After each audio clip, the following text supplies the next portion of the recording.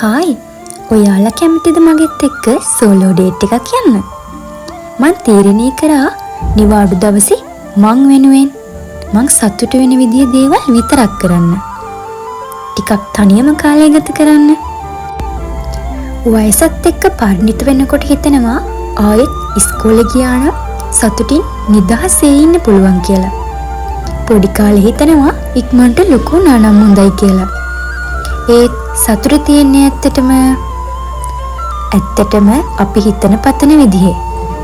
මේ ගෙවන මොහොතේ හැමතිස්සෙම සතුටින් බාර ගන්නවා නම්, අපි කියන ඕනම දෙයක් සතුටින් කරනවා නම්, ලොකුද පොඩිද කියන එක ඇත්තටම වැදගත් නැහැ. මේ මගේ හිත නිවෙන එක තැනක්. මෙතනට මං හිතන ඕනම වෙලාවක නිකන් ඇවිදලා යන්න හරියනවා.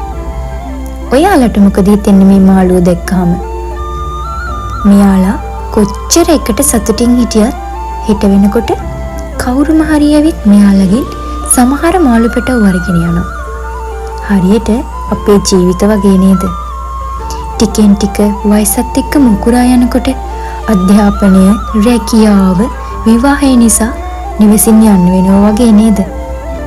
ඉතින් අපි හැමතිස්සෙම ධනාත්මක ජීවිතයට ලැබෙන දේවල් බාර ගන්න ඕනේ. ඔව් මේ ඉන්නේ ඉතින් මං තමයි. හිත ඇති කියනකම්ම මේ මාළු පැටව දිහා බලාගෙන ඉඳලා ඉතින් 4 දිනක් මාරන් මං ගියා ටිකක් නිදහසේ ඉන්න පුළුවන් තැනකට. හොඳම වෙලාවට මෙතනට ගියේ. බලන්නකො මොකද්ද සිද්ධ වෙන්නේ කියලා ඔයාලම.